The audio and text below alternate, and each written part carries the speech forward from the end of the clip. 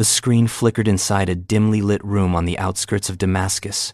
Two Mossad operatives sat motionless, their eyes locked on intercepted footage showing a convoy of black SUVs cutting through the desert.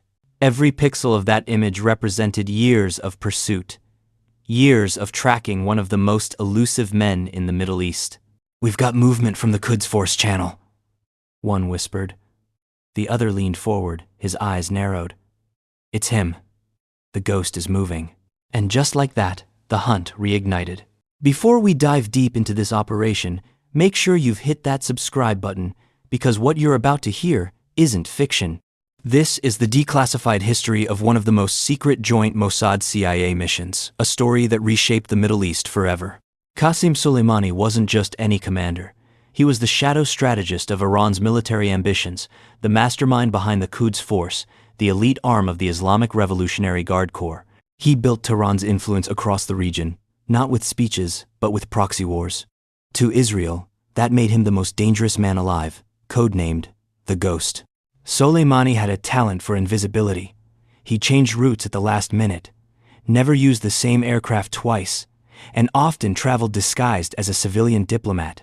Western intelligence services saw his movements as unpredictable chaos, but Mossad noticed patterns. He always traveled personally to oversee crucial operations. To truly understand how they caught a ghost, we have to look past the spy thrillers and into the technology of surveillance.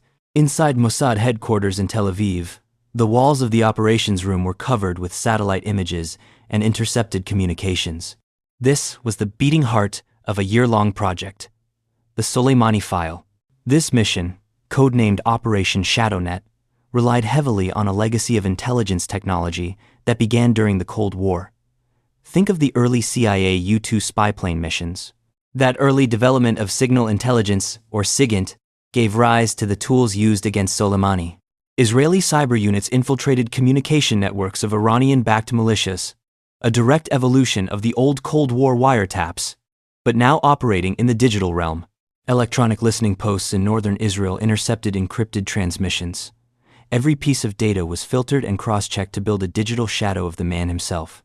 What emerged was terrifyingly clear. Soleimani was engineering an offensive strategy meant to encircle Israel. The Israeli government authorized a covert directive to track him continuously and without restriction. By 2017, Israel's intelligence web had expanded. OPF spy satellites hovered above Syria.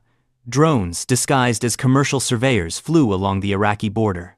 Soleimani believed sensitive plans were too dangerous to transmit digitally, forcing him to travel personally. Ironically, that devotion to secrecy became his greatest vulnerability. The operation entered a new phase in 2018. A cyber breach into Iranian aviation databases revealed partial flight schedules linked to senior officials. Cross-referencing those logs with on-ground surveillance began to narrow his movements. Mossad learned that intelligence wasn't about pulling the trigger, it was about owning the map. By late 2019, they could predict his next move with chilling precision. Then, a report changed everything. A Mossad informant in Damascus intercepted chatter. Soleimani planned a high-level meeting in Baghdad to coordinate militias against US and Israeli interests.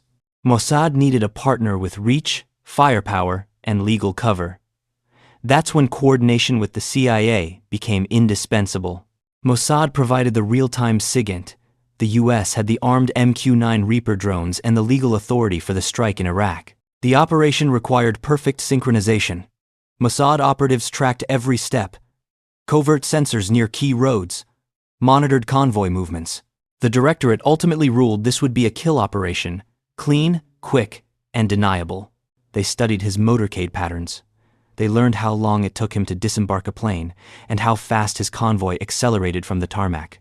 This was choreography. A deadly ballet planned to the second.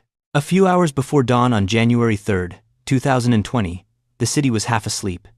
But near the long runway of Baghdad International Airport, the calm masked something electric. A silent convoy of black SUVs was approaching. Inside, one of them sat the commander of Iran's Quds Force. From thousands of kilometers away, Mossad's screen operators leaned closer. Satellite visuals, intercepted radio chatter, drone thermal signatures all pointed to one conclusion. The ghost was in play. Mossad's cyber units had breached multiple communication networks, not to jam them, but to listen. They heard security commanders report the convoy's route. What the guards didn't know was that their maneuvers had been predicted days before. Meanwhile, 2 MQ-9 Reaper drones loitered at altitude, invisible in the night. They weren't Israeli, but their eyes depended on Israeli precision. Mossad had done what it did best: turn patience into a weapon. At 1:03 a.m., the convoy left the airport gates. The motorcade rolled slowly, unaware the drones had received confirmation. At 1:07 a.m., the first missile hit. The explosion tore through the quiet of the night. The second missile followed seconds later, hitting the SUV carrying Soleimani himself. Within 20 seconds, the entire convoy was gone. This was the culmination of years of covert technological warfare, a true example of declassified history in action. Back in Tehran, the first news arrived before sunrise. When confirmation came that Qasem Soleimani was dead, silence fell across the room, quickly turning to fury. Inside Mossad's Tel Aviv compound, the director simply said, "It's done.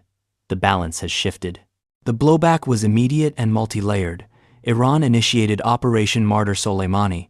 They launched dozens of missiles at U.S. military bases in Iraq. An open missile attack meant to signal strength without triggering all-out war. But Mossad was watching a parallel, often ignored theater: the cyber war.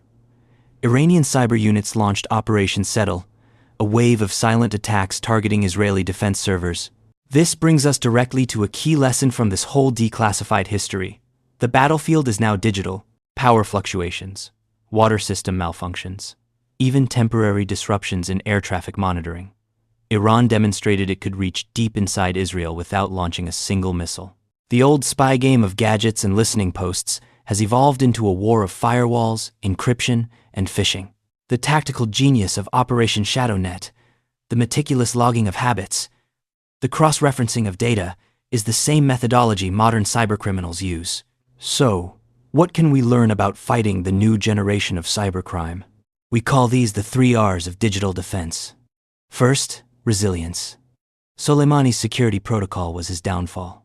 In the digital world, your protocol is your weakness. Use multi-factor authentication on everything. Our experience in fighting the shadow war teaches us the human factor is always the weakest link. Second, response. You must have a cyber incident response plan. If you are hacked, containment is key. Disconnect affected systems immediately. Your priority is to analyze how the breach happened to prevent future attacks. This is the digital forensics equivalent of owning the map. And finally, recovery. In the event of a ransomware attack, your ability to quickly restore from air-gapped, verifiable backups is your ultimate Iron Dome. Focus on reconstruction. Do not pay the ransom. The death of Qasem Soleimani ended one chapter of Middle Eastern warfare, but it also unleashed a new era of spy games and shadow wars. The technologies developed for Cold War espionage didn't disappear. They were simply miniaturized, digitized, and weaponized, moving the battlefield from the desert to the fiber optic cable. The ghost may be gone, but the digital storms he awakened are now our reality.